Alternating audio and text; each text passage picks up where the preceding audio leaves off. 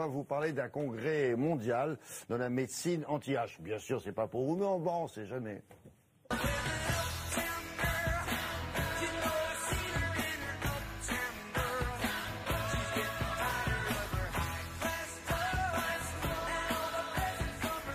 Florence Dorlac va vous présenter maintenant une technique dont elle me dit qu'elle est innovante en matière de raffermissement de la peau. Ça veut dire que ça se raffermit tout seul sans avoir besoin d'un bistouri qui vous remonte la joue à hauteur des voilà, paupières. c'est le Graal que l'on cherche souvent, hein, comment éviter le scalpel, le bistouri. On commence à avancer, figurez-vous, et ce sera pour ce congrès qui va se passer à Monte-Carlo, 10e congrès mondial dédié à l'anti-âge, l'objet d'une communication sur un mot qui est un petit peu utilisé, un peu trop, la radiofréquence, qui permet, par un jeu technique d'émission de chaleur, d'aider la peau à se retendre. Et ce que je voudrais dire aujourd'hui, c'est qu'à partir du moment où on s'intéresse à cette technique-là, vraiment très utile pour le bras. Vous savez que ça c'est le pendouillard ou l'effet chauve-souris, comme on dit si joliment. Oui, on peut dire voilà, l'effet chauve-souris, c'est quand la peau le bleu-bloc, c'est quand on fait ça. Vous avez raison, voilà. Faites ça. Et plus techniquement, on dit le pendouillard aussi. Ça c'est vraiment beaucoup moins joli.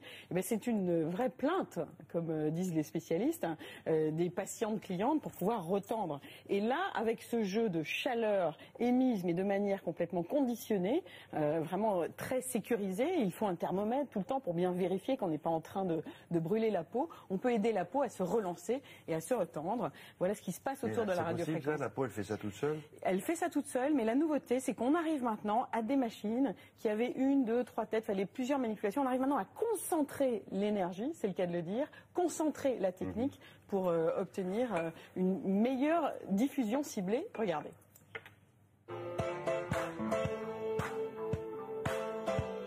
Jusqu'en 1891, on était persuadé que tout courant électrique était excitomoteur. C'est-à-dire que si on faisait passer un courant électrique dans le corps humain, eh bien, les muscles se contractaient.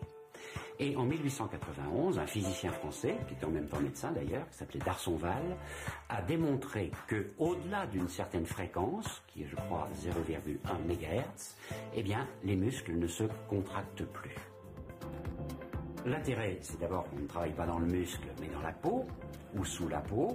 Et l'intérêt, c'est qu'on peut faire passer ce courant électrique pour transformer l'énergie électrique en chaleur. Autrement dit, on va chauffer.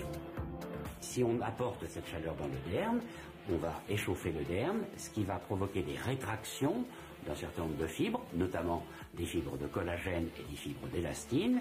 Si elles se rétractent, elles se raccourcissent. Et dans le langage courant, le raccourcissement de ces fibres, ça porte un nom, ça s'appelle le raffermissement. Donc c'est absolument indolore. La radiofréquence est une technique qu'on propose en cabinet médical pour raffermir les tissus, ce qui, au niveau du visage, a pour effet de redessiner l'ovale du visage, estomper la ride du sillon nétogénien et de raffermir un petit peu la pommette. On voit la pommette qui est un petit peu rehaussée et l'ovale qui est amélioré. On peut agir aussi au niveau du ventre, au niveau des cuisses, où là on va agir non seulement sur le derme pour booster encore le collagène, mais également sur le tissu graisseux. Dans l'hypoderme, on a des cellules qui s'appellent les adipocytes, qui contiennent des triglycérides. Les triglycérides, c'est une construction biochimique entre du glycérol et des acides gras. Et si on apporte de la chaleur, eh bien, ces triglycérides ne supportent pas cette chaleur. Par conséquent, ils se dégradent. Et ça permet de traiter toutes ces surcharges graisseuses. La séance dure une petite vingtaine de minutes et la patiente ressent un échauffement progressif des tissus, sans jamais la moindre sensation de brûlure, parce qu'il y a un contrôle strict de la température au niveau cutané. Dès qu'on dépasse une certaine température, on sent des réactions de gêne de la patiente. Donc je fais très attention à ça et bien sûr je fais attention à la température qu'on mesure régulièrement pendant la séance. Donc le vrai risque, c'est le risque de brûlure si on va trop doucement ou si on reste sur place, fortiori.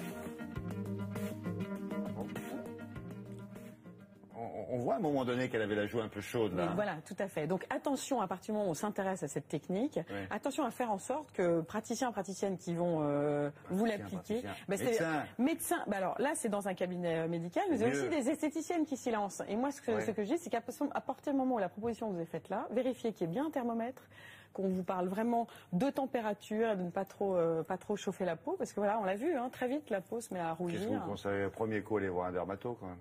Ah ben, toujours. D'abord pour faire le point avec le dermatologue, pour s'assurer que ça sera une technique qui sera bonne, qui risque d'avoir une bonne réponse de la peau. D'accord. Merci Laurent.